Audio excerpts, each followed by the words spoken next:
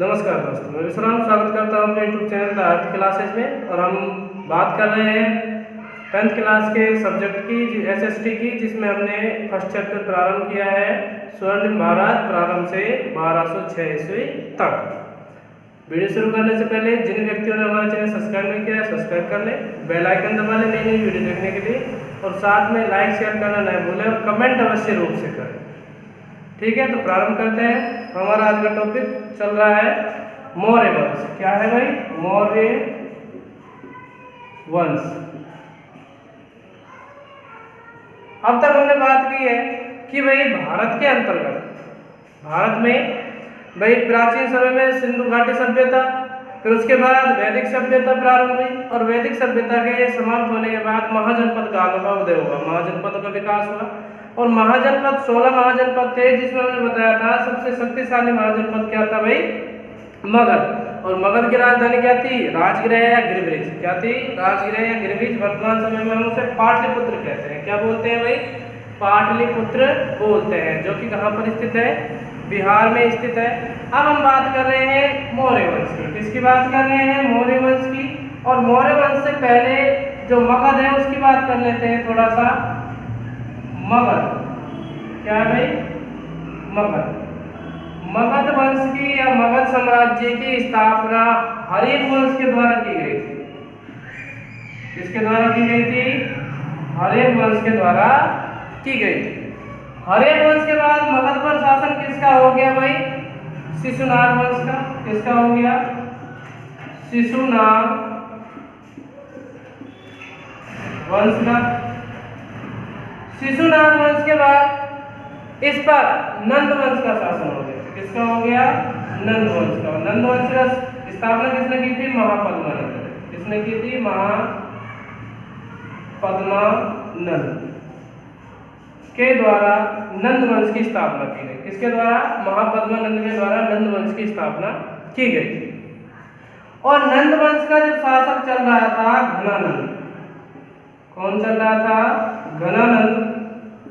उस समय यानी घनानंद जब मगध का शासक था, उस समय भारत पर सिकंदर आक्रमण कर रहा था। ये यूनानी था। कौन कर रहा था? यूनानी शासक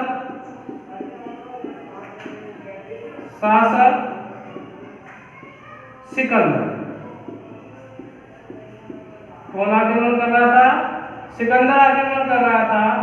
और यह सिकंदर किस पर आक्रमण कर रहा था? सिंध की तरफ से। कहां से आ रहा था ये? सिंध या सिंधु नदी की तरफ से आ रहा था।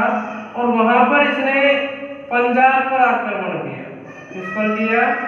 पंजाब पर आक्रमण किया। जब सिकंदर ने पंजाब पर आक्रमण किया तो उस समय ये घनानंद था, जो एक विलासी प्रवृत्ति का राजा था, क्रूर राजा था। कैसा था? क्रूर। यानी कि जनता इससे बहुत दुखी थी। क्या थी? जनता बहुत दुखी थी और इसको यहाँ से हटाना चाहती थी। इसी समय कौटिल्य आए। कौटिल्य जो तक्षशिला विश्वविद्यालय में एक शिक्षक के पद पर आसीन थे। कौटिल्य भी कहते हैं इसको, चाणक्य भी बोलते हैं, और इसके अलावा इसे विष्णुगुप्त भी कहा जाता है। क्या कहा जाता है? विष्णुगुप्त। ये तीनों नाम एक ही व्यक्ति के हैं। विष्णुगुप्त, कौटिल्य या चाणक्य।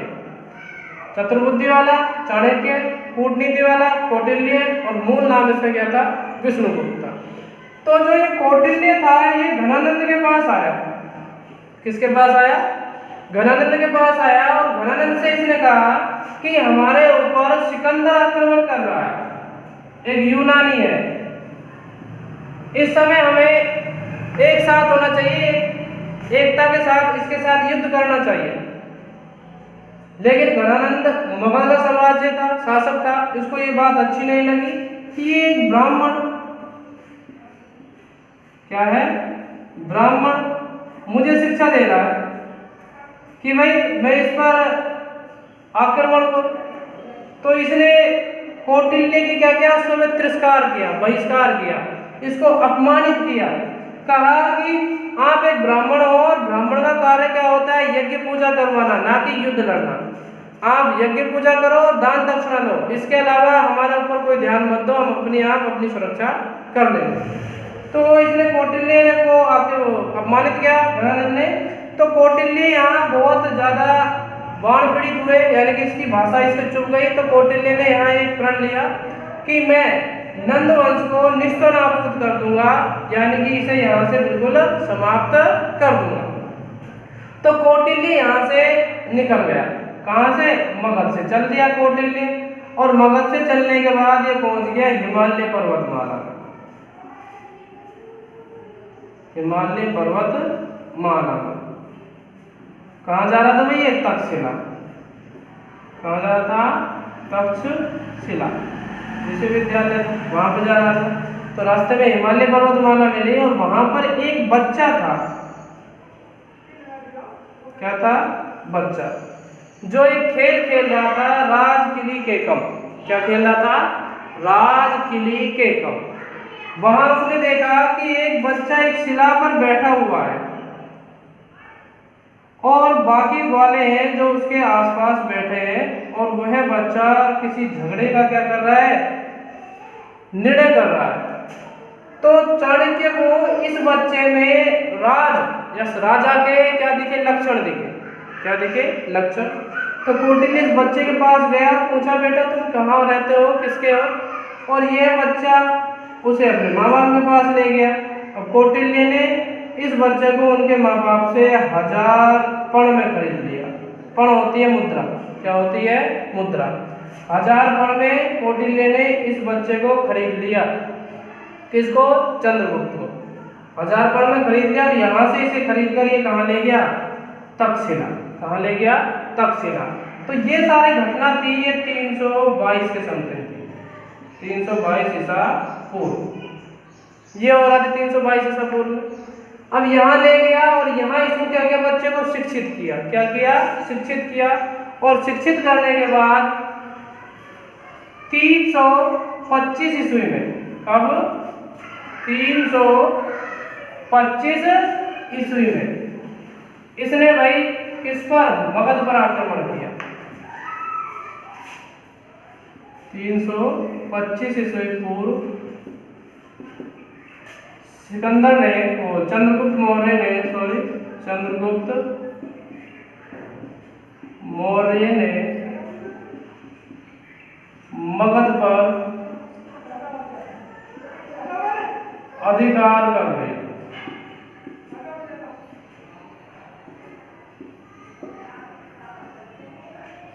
क्या कर लिया भाई? अधिकार कर लिया। किसने? चंद्रगुप्त मौर्य। 325 ईसा पूर्व मौर्य का हम शासन मानते हैं। 322 से जो घटा कब हुई? 322 से 185 ईसा पूर्व। ये तो हो गया मौर्य वंश का समय।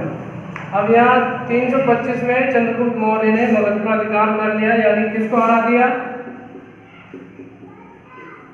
घनानंद को पराजित कर दिया। क्या करते हैं? घनानंद को पराजित किया।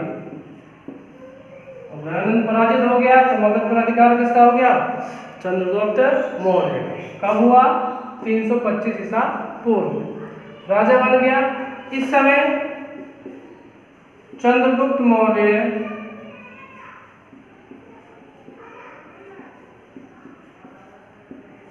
25 वर्ष की आयु के थे।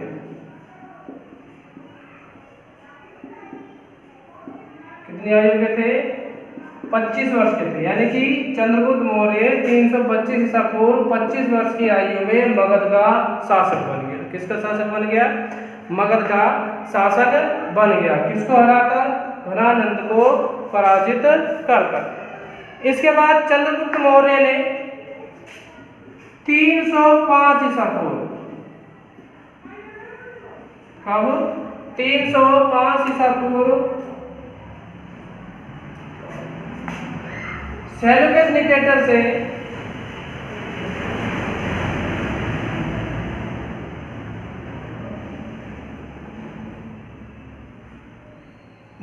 से युद्ध किया। कब किया भाई? 305 ईसा पूर्व में सेल्यूकस निकेटर से युद्ध किया और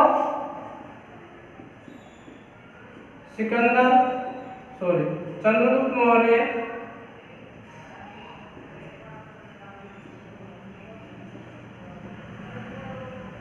विजयी हुआ।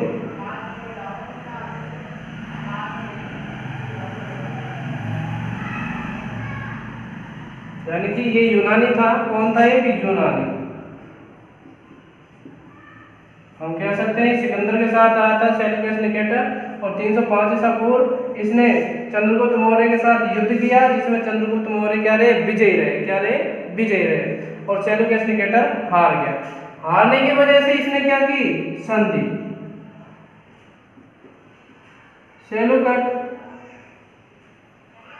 सेल्यूकेटर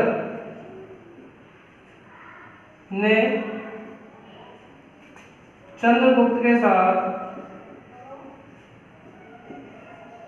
चंद्रगुप्त मौर्य के साथ एक संधि की। क्या की? संधि। अब वो संधि क्या थी? संधि को देखते हैं अपन।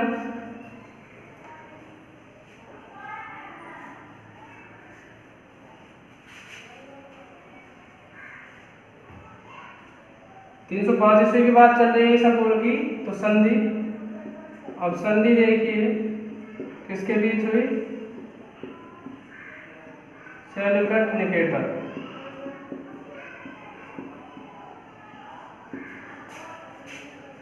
वर्सेस चंद्रगुप्त मौर्य। संधि दोनों के बीच। संधि में पहली शर्त क्या रखी गई? ठीक है, संधि के अंतर्गत पहली बात यह रखी गई कि चंद्रगुप्त मौर्य ने सेल्यूकस निकेटर को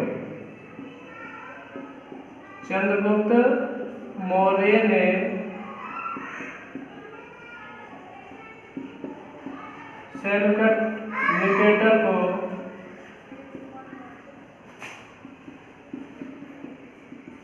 500 हाथी दिए।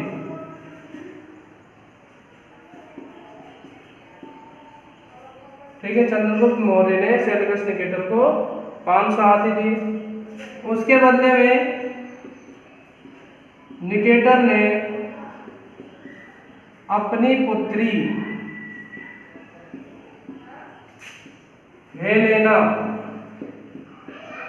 का विवाह किससे किया? चंद्रगुप्त मौर्य से किया। चंद्रगुप्त मौर्य से किया। पहली शर्त हो गई।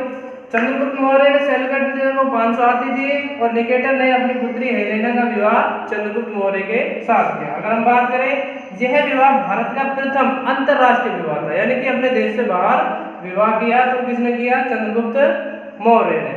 और निकेटर ने जीते हुए क्षेत्र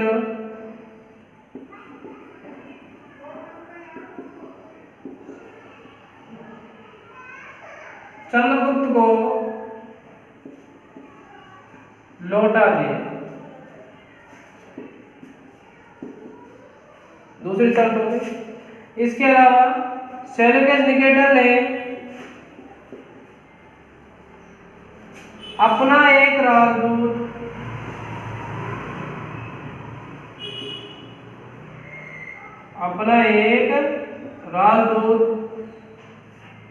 चंद्रगुप्त मौर्य के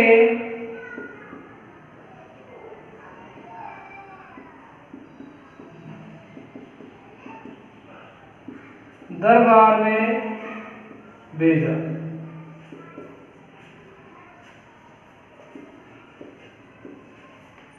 ठीक है, निकेटर ने अपना एक राजदूत चंद्रगुप्त मौर्य के दरबार में भेजा, जिसका नाम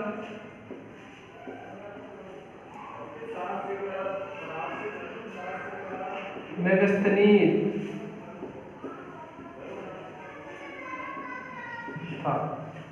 क्या था, सेल्यूकस निकेटर ने मेगास्थनीज को राजदूत बनाकर चंद्रगुप्त मौर्य के दरबार में भेजा और मेगास्थनीज के द्वारा इंडिका पुस्तक लिखी गई। कौन सी लिखी गई भाई? इंडिका पुस्तक लिखी गई। इसके अलावा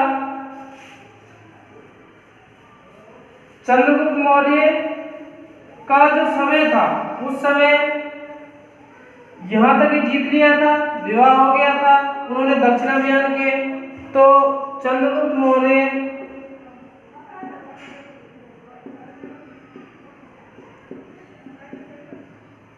के दक्षिणी भारत अभियान की जानकारी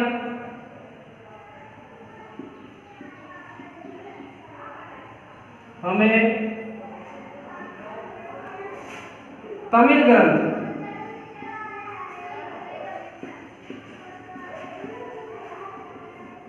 एहनानूर व मुनेनानूर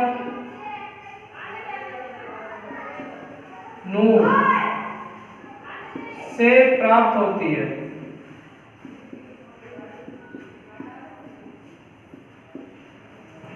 कि भाई जो चंद्रगुप्त मौर्य था उसने दक्षिणी भारत में अभियान चलाया था जीतने के लिए, और उनकी जानकारी हमें एहनानूर और मुनेनानूर नामक ग्रंथों से जानकारी प्राप्त होती है।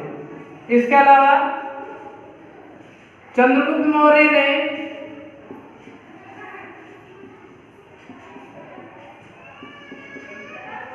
अपने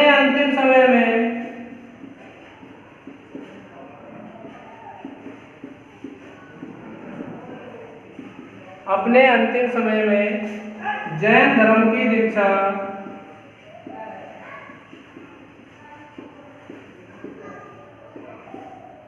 भद्रबाहु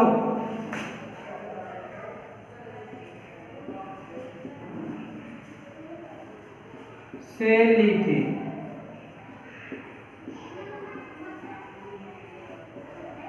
ठीक है भाई। और श्रवण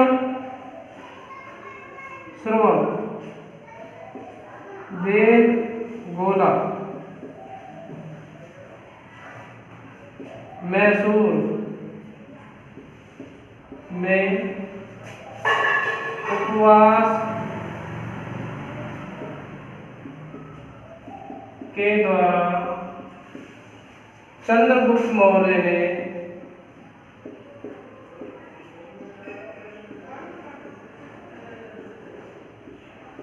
अपना शरीर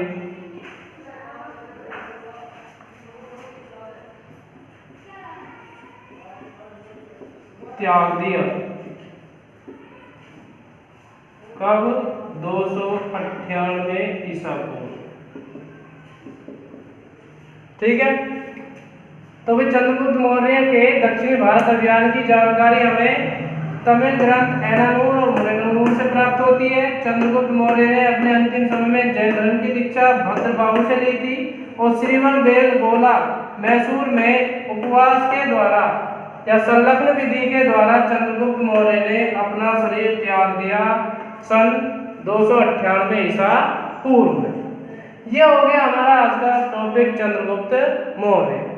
इसके अंतर्गत आपको किसी प्रकार की समस्या आती है तो कमेंट अवश्य रूप से करें, और अगर हमारा चैनल आपने सब्सक्राइब नहीं किया है तो सब्सक्राइब करें, बेल आइकन अवश्य रूप से दबाएं नई नई वीडियो देखने के लिए, और ज़्यादा से ज़्यादा शेयर करें। तो नमस्कार, कल तक के लिए धन्यवाद।